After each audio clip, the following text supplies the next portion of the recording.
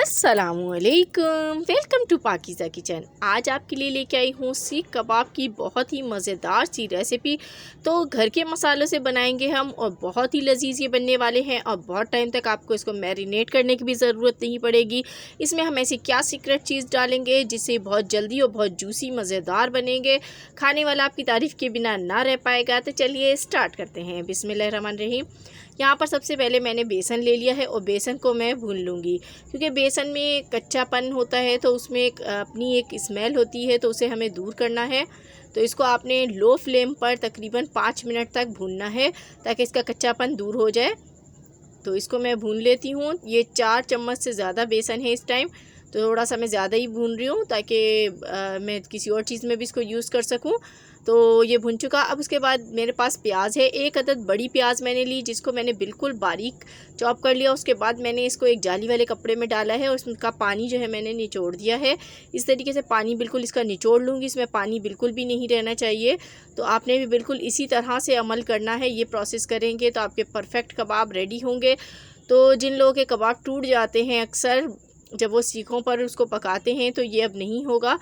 इंशाल्लाह आपके कबाब perfect ready होंगे। तो यहाँ पर मैंने ले लिया है कीमा, और कीमा आपने बिल्कुल बारीक पिसा हुआ चाहिए आपको।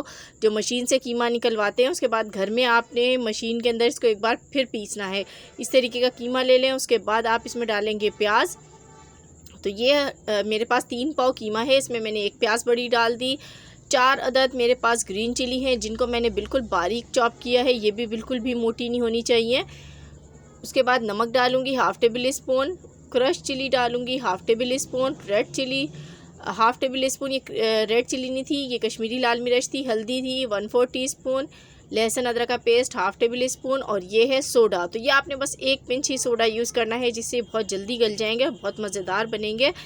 तो ये है वो सीक्रेट चीज़। अब उसके बाद आप बेसन ले लें। जो मैंने बेसन पहले भुना था उसमें से 4 चम्मच बेसन आपने बड़े वाले लेने हैं और इसमें डाल देने हैं।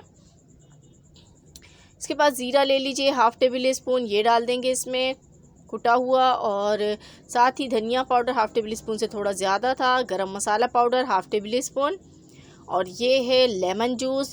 तो ये 1.5 टेबल स्पून डालूँगी, इससे इसका फ्लेवर इंतहाई मज़ेदार हो जाएगा, इसको ज़रूर डालिएगा। इसके बाद इसको हम हैंड की मदद से मिक्स कर लेते हैं, और इसकी मिक्सिंग आपने बहुत ही अच्छी करनी है, इस बात का ख्याल रखिएगा। अगर आपके पास चर्बी मौजूद है तो इसमें आप चर्बी मिला सकते हैं, लेकिन मेरे पास यहाँ चर्बी मौजूद नहीं है तो मैं यहाँ पर घी का यूज़ कर रही हूँ। तो मैं यहाँ पर घी डालूँगी, 2 टेबल स्पून मैंने इसमें घी डाल दिया है। तो तेल का इस्तेमाल नहीं करना है, इस बात का ख्याल रखना है, घी ही आप डालेंगे इसमें। और बहुत अच्छी तरीके से इसको आपने इस तरीके से गूंदना है। इस तरीके से आप इसको करते रहेंगे तो देखिए बहुत अच्छा बाइंड होना शुरू हो जाएगा। तो इसको रेस्ट पे रख देती हूँ, सिर्फ आधा घंटा हम इसको रेस्ट देंगे। आपको कोई ज़रूरत नहीं है 8-10 घंटे रेस्ट देने की। तो मैं आपसे मिलती हूँ आधे घंटे के बाद। तो देखें यहाँ पर मेरे पास सलाखें हैं, तो मैं इसको सलाखों पर ही लगाने वाली हूँ। आप चाहें तो इसको तवे पे भी बना सकते हैं, लेकिन मैं यहाँ पर अंगीठी में बनाने लगी हूँ इसको। तो आपने जिस तरीके से मैंने लिया है मिक्सचर, और सीख के ऊपर इस तरीके से दबा दबा के आपने लगाना है अच्छी तरीके से। अगर जितना अच्छा आप दबा के लगाएंगे तो आपकी जो ये कभी भी नहीं निकलेगी कबाब में, ये सीख में से। अब इसको इसी तरीके से मैं सारे कबाब रेडी कर लेती हूँ। तो ये देखिए मज़ेदार से मैंने सीख कबाब रेडी कर लिए हैं। जितनी हमारी सलाखें थी उतने रेडी कर लिए। अब हमने कोयले दहका लिए हैं और उसके ऊपर हमने रख दिया है। आप चाहें तो तवे पर भी इसको फ्राई कर सकते हैं, थोड़ा सा ऑयल डाल के तवे पर इसको फ्राई कर लीजिए, तब भी बहुत मज़े के बनते हैं। लेकिन हम यहाँ पर बारबेक्यू कर रहे हैं और यहाँ पर हल्का हल्का इन पे ऑयल लगाया है, तो मज़ेदार सी खुशबू आ रही है, धुएँ उड़ रहे हैं। तो ये रेडी है, इनको उतार लेते हैं। तो ये हमने मज़ेदार से सीख कबाब फटाफट रेडी हो गए हमारे झटपट। तो इसके साथ हमने रायता बनाया है, बहुत लजीज लगते हैं। पूरी के साथ खाएं या पराठों के साथ, दोनों के साथ बहुत मज़ा देने वाले हैं। तो ये थी मेरी आज की रेसिपी। पसंद आई हो तो लाइक एंड शेयर कीजिएगा। मिलूँगी आपसे फिर किसी वीडियो में, तब तक के लिए खुदा हाफिज़।